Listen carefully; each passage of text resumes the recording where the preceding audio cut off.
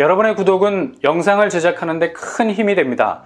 영상을 보시기 전에 구독과 좋아요 꼭 부탁드리겠습니다. 아울러 회원이 되시기를 원하시는 분들은 유튜브 채널 홈피 구독 옆에 있는 가입 버튼을 눌러주시기 바랍니다.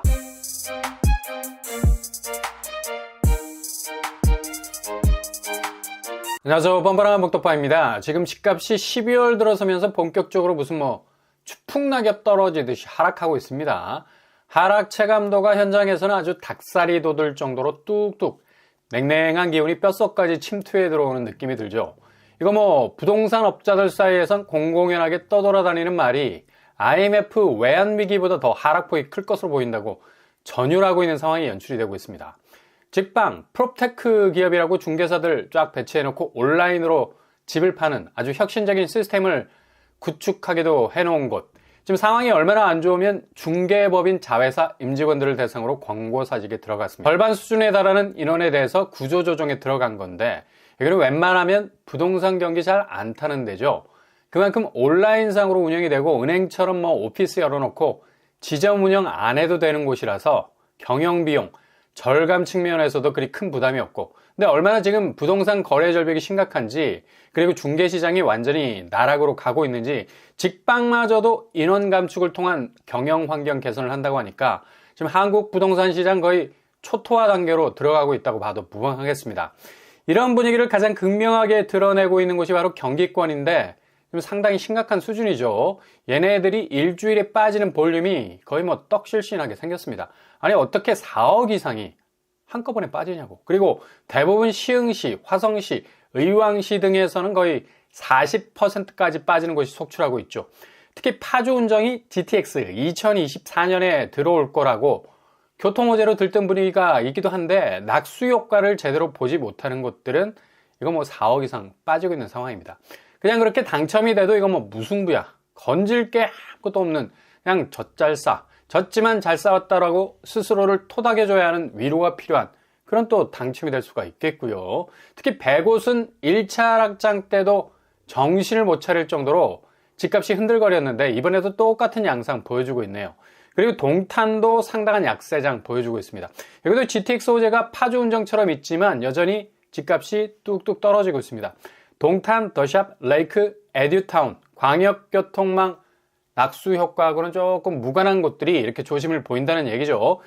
집값이 이렇게 갑자기 빠지기 시작을 하면 일단 시중은행 비상에 걸립니다. 왜냐? 일단 은행에서 대출 낼 때 이미 은행은 지금 내가 산 집에 대해서 담보를 걸어놓죠. 안전망을 친 건데 여기 집을 사고 집값이 올라가면 아무 문제 없습니다. 근데 만약에 집값이 급락을 하기 시작한다면 이때부터 은행이 문자를 자꾸 보내죠. 신경 쓰이는 겁니다. 대출 약관 들여다보면 모든 은행이 공통적으로 특약을 집어넣고 있는데 만약 부동산 담보 가치가 감소하는 경우에 은행은 직권으로 채무자에게 담보를 추가로 제공을 할 것을 요구하거나 추가 보증인을 세울 것을 요청합니다. 무시무시하죠. 칼을 대기 시작한다는 거예요. 수술에 들어가겠다는 거죠. 지금 자기들이 판단하기에는 담보 가치가 급속도로 떨어지기 시작하니까 잡아놓은 담보 가지고 대출 빌려준 게 은행 쪽에서는 마이너스가 될 가능성이 큰데 그러니 우회해서 다른 담보를 잡거나 보증인 세워서 빵꾸날 수 있는 자금을 메우려고 하는 거죠. 이게 우회적인 추심도 가능합니다. 요구에 응하지 않으면 서면으로 독촉을 하거나 통지 도달일로부터 은행이 정한 기한이 경과하면 채무자는 기한 이익을 상실한다는 것. 그때부터 대출금을 만기 전에 회수하기 위한 은행의 엄청난 오펜스, 공격이 시작이 된다는 얘기죠. 기한이익 상실 통고, 독촉장, 최고장, 법적 집행으로 이런 식으로 이어지게 되는데 결국 집을 잃는 상황까지도 발생할 수 있습니다. 이게 무서운 거라는 얘기죠. 결국 대출은 그냥 그렇게 아주 스무스하게 빌리는데 하자가 없다 해도 지금 아파트 값이 수직으로 내리꽂히게 되는 상황이 계속해서 반복이 되기 시작하면 아주 심각한 상황이 발생할 수 있다는 얘기입니다. 담보 보충해야 하고 보증인까지 세워야 하고 이게 안 되면 그때부터 기한이익 상실로 이어지면서 법적 단계로 진행이 된다는 얘기죠. 그냥 은행은 자기들 죽을 수밖에 없기 때문에 문어발식 회수 의지를 드러내면서 사방에서 압박을 해오는데 이건 어떻게 감당을 할 거냐고. 아니 어떻게 하면 경매 넘어갈 때까지 주인은 뭐 했냐고 혀를 끌끌 찰 수도 있겠지만 주인 입장에선 급급매라도 내놓지 않았겠습니까? 근데 아무도 사주는 사람이 없다. 이때부터 정말 눈앞이 아득해지는 상황이 전개가 된다는 얘기죠.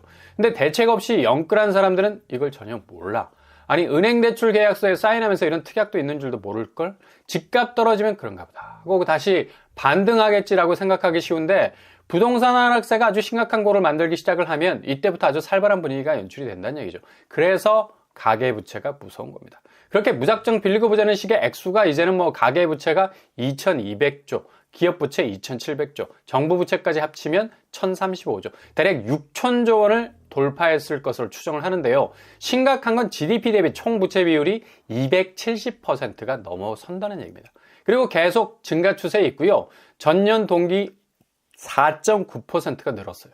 이렇게 천문학적인 가계부채가 깔려있는 상황에서 집값 담보 가치가 하락을 하는데 은행이 어떻게 눈이 안 튀어나오겠습니까? 그냥 여기저기서 곡소리가 나올 수밖에 없는 거죠. 당장 주식시장은 워낙에 코스피가 수익률이 떨어지니까 주식담보대출을 회수 중에 있습니다. 한국투자증권이 대략 880억 정도의 대출을 회수 중인데 굉장히 공격적인 회수 사이클이라 볼 수 있죠. 아마도 대출 규정을 더욱더 타이트하게 바꿔놓고 있기 때문에 극단적인 회수 절차로 전환을 한 것 같고요. 이거 죄다 부실이 돼버리면 휴지 조각이 될 수 있으니까 대부분 재무 구조가 어렵거나 주식 거래량이 적은 기업이 대상이 되겠죠. 이거 단지 주식시장에서만 대출 회수가 진행이 되는 게 아닙니다. 인터넷 은행 역시 올해 들어서 공격적인 주담대 대출을 하면서 영업이익 극대화라는 타깃을 노렸었는데 이거 다 이유가 있죠. 신용대출만으론 은행 건전성이 악화가 되거든. 여기 연체라는 구멍이 뚫리기 시작하면 어디에 밴드를 붙여서 상처를 가리느냐? 답이 없습니다. 밴드 수준에서 해결이 되겠습니까? 외과 수술을 해서 다 드러내야 할 판이 되는 건데, 그래서 주담대로 돌린 거죠. 왜냐? 연체가 발생해도 주택을 경매로 매각 혹은 정부기관이 대위 변제를 받으면 원금 회수가 가능할 수 있기 때문입니다. 그래서 인터넷 은행이 대출 원금에 대한 회수 절차를 보다 안정적으로 가져가기 위해서 K뱅크, 카카오뱅크 등등의 인터넷 은행들이 더욱 주담대 대출에 뛰어든 거라 볼 수가 있죠. 그래서 은행 대출 회수가 단지 극악의 상황에서만 나오는 게 아니라 집값이 추락하는 시점에서 조짐을 보일 수가 있다는 겁니다. 그러니 인터넷 은행 신중하게 이용하셔야 되겠고요. 지금처럼 집값이 극단적으로 흔들릴 때는 조심해야 하는데, 인천 장난 아니죠. 특히 대출 물고 들어간 투기 수요 많아서 더 깊은 내상을 잇기 전에 빠져나오려 발버둥을 치고 있습니다. 하락세가 3억은 뛰어넘어가고 있고 30% 가까이 떨어진 곳도 속출합니다. 여기 워낙에 투기 수요가 많이 몰렸던 곳이라서 그냥 먹을 것 없다고 생각되면 바로 손 털고 나오는 분위기거든요. 12월 들어서는 낙폭이 커지고 있고 2024년도 들어서는 더 심각해질 것으로 예상이 됩니다. 지금 금리 인하 쪽으로 몰아붙여서 집값 반등 운운하는 주장들. 근데 우리 경제가 지금 너무 안 돌아가고 있지 않나? 부동산 불판은 금리 혹은 환율 등등의 대외 변수도 있겠지만 그건 자국 경제가 침체기로 들어가면서 성장률이 빠지기 시작하면 부동산 불판은 전혀 달아오를 수가 없습니다. 철판구이는 화력이 받쳐줘야 제대로 맛이 나오는 건데 부동산도 기본 경제 성장률 자체가 받쳐주질 못하니 그동안 한 번에 올랐던 점핑 수준의 상승세는 그냥 물 건너 갔다고 봐야죠. 그만큼 경제 성장률이 한계치에 와 있는 상태에서 그동안 30년치 정도 집값이 미리 올라버릴 정도로 엄청난 시세로 집값이 넘사벽이 되어버린 건데 여기서 집값이 더 오른다는 거 개오바죠. 이제 뭐 그리고 그렇게 올랐던 기저의 힘은 바로 막강한 부채의 힘이었는데 빚에 대해 파워가 만들어낸 집값 담보 가치의 철저한 허상이 보이기 시작했다는 얘기입니다. 근데 이게 지금 경제 약세 현상이 뚜렷해진 한국의 상황으로선 부동산이 어떤 변수로도 올라갈 힘을 잃은 거고 비상하는 용이 되려다가 추락하는 이무기가 될 가능성 크다는 얘기예요. 근데 여기서 또 빚잔치를 벌여요. 기한이익 상실이라는 게 정말 법적인 집행으로 다가오면 얼마나 후덜덜할지를 몰라서 그런 거죠. 연일 한국에선 내년부터 미국 기준금리가 인하될 거라고 떠들어대고 있지만 실제 미국 연준 인사들은 정책금리가 보다 신중해야 한다는 말을 하고 있습니다. 고금리의 겨울은 가고 저금리의 봄은 오고야 만다는 식의 말들과는 달리 긴축은 2024년도에도 변함없이 족쇄를 채우기 바쁠 겁니다. 이런 와중에 어제 12월 21일에 분양아파트 실거주 의무 폐지안 법률안 불발되었습니다. 이전에 제초안 개정은 통과가 됐었는데 실거주 의무 법안은 불어. 이렇게 되면 고스란히 피해는 전국 66개 단지 4만 3천 가구가 보게 됩니다. 이젠 집을 팔 수도 전세를 놓을 수도 없게 되죠. 특히 전세보증금으로 잔금을 해결하려 했던 분들은 뭐 엄청난 자금 압박 받을 수밖에 없고요. 계획이 틀어져 버리니까 이거 뭐 자칫 포기 사례도 많이 나올 수가 있습니다. 특히 서울에선 장의자일 레디언트 2840가구 대단지였죠. 1300세대가 일반 분양 분이었고요. 올림픽파크 포레언도 마찬가지고요. 일반 분양 4700가구. 여기서도 전세 보증금으로 잔금 치르려는 사람들 발을 동동 구르게 생겼습니다. 게다가 이편한 세상 고덕 어반브릿지 600세대 일반 분양, 강동 헤리티지자 200세대 일반 분양, 역촌동 센트레빌 아스테리움 500세대 가까이 됐죠. 일반 분양 중에 10% 내외 포기한다 해도 거의 뭐 1000세대 이상이 그냥 거리로 나앉게 생겼습니다. 바로 당첨 포기해버릴 수도 있는 위기가 찾아올 수도 있다는 얘기죠. 이렇게 지금 상반기 부동산 규제 해제가 풀리지 않았던 부분이 지금으로선 당첨분을 반납해야 하는 극악의 상황으로까지 이어질 수 있다는 얘기입니다. 그냥 뭐 절단이 난 거죠. 이렇게 지금 부동산 상황은 거의 뭐 한 치 앞도 내다보이지 않는 분양시장이나 매매시장이나 역대급 핵폭탄을 맞고 그대로 쓰러질 수 있는 가능성이 그 어느 때보다도 높다 할 수 있겠습니다.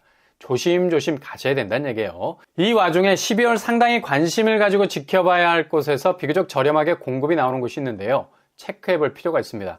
이번 달에 본격 나오게 되는데 여기 한번 관심 있게 지켜보시고요. 일단 상반기 분양했던 영등포자이, 당시 분양가 때문에 난리가 났었죠. 84제곱이 12억에 가까웠습니다. 당시 이거 뭐 정말 뒤통수 때리는 분양가였거든요. 근데 웬걸 분양 결과 뚜껑 열어보니까 그냥 완전 판도라의 상자가 열린 거지. 이때부터 서울 분양가의 대혼란 시대가 열리게 된 건데요. 98명 모집에 19,000명이 지원을 한 거죠. 그냥 발칵 뒤집어졌었습니다. 건설사는 그냥 가슴이 뛰기 시작한 거고 이게 되는구나. 깃발 꽂으면 무조건 어떤 분양가를 질러도 소화가 되는구나. 이때부터 여타의 다른 분양단지들이 경쟁적으로 분양가를 쏘기 시작한 겁니다. 지금 매물 내놓은 걸 보면 정말 가격대가 웅장하죠. 5구제곱 11억, 84제곱 15억까지 호가에 펌프질을 하고 있습니다. 분양가보다 3억 정도 높은 시세로 내놓고 있는데요. 이게 제대로 팔려나갈지가 의문이죠. 주변 시세를 보시면 영등포 중흥 S클래스 고점 13억 대비 2억 내려와 있죠. 11억 2천 시세입니다. 분양가가 주변 시세보다 더 비싼 거지.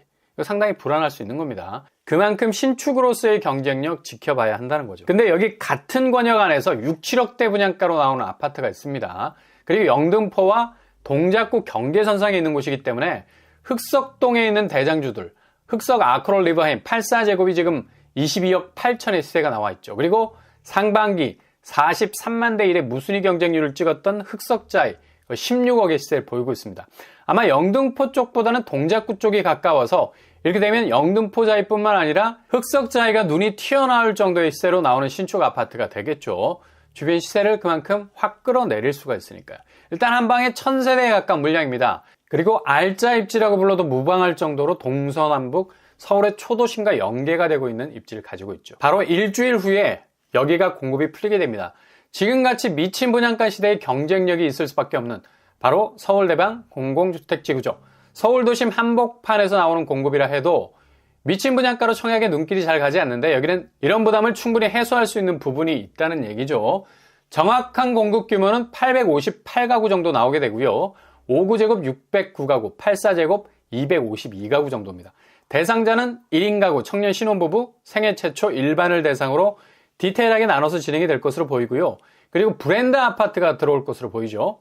제일 중요한 포인트, 분양가 5구제곱 6억 후반, 84제곱 8억 후반 정도 나올 것으로 추정이 되고 있습니다. 여기 교통환경을 보면 뭐 거의 입지가 비교적 괜찮은 곳이죠. 핵심만 콕콕 찌르는 위치에 자리하고 있고요. 그리고 대방동, 여의도, 흑석동을 4통 8달 걸치고 있는 아주 묘한 입지 가진 곳입니다. 아파트 단지에서 제일 가까운 역이 7호선 장승배기역. 장승배기역 자체가 강남 동선이 굉장히 좋은 라인이죠. 아무튼 서울대방 공공주택 부지가 서울 집값의 흐름을 어느 정도 바꿔줄 수 있는 물줄기가 될 수 있을 것으로 전망이 되는데 한번 지켜봐야 되겠네요.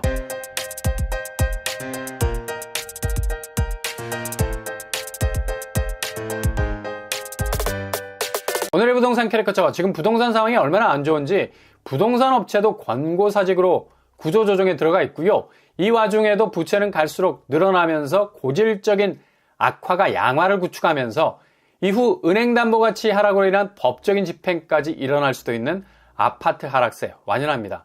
게다가 법안까지 통과되지 못함으로써 정말 역대급 극악의 아파트 당첨자 포기 사태가 일어날 수도 있겠습니다. 이 와중에도 주변 시세에 비해서 비교적 저렴한 공급 눈에 띄고 있는데요. 여기도 한번 체크해 볼 필요가 있다는 얘기죠. 잘 지켜보시면서 대비 철저히 하실 수 있길 바랍니다. 오늘도 응원합니다. 여러분의 길이 꽃길만 되실 수 있길 바랍니다. 이상으로 뻔뻔한 복덕방을 마치겠습니다. 구독과 좋아요 부탁드립니다. 감사합니다.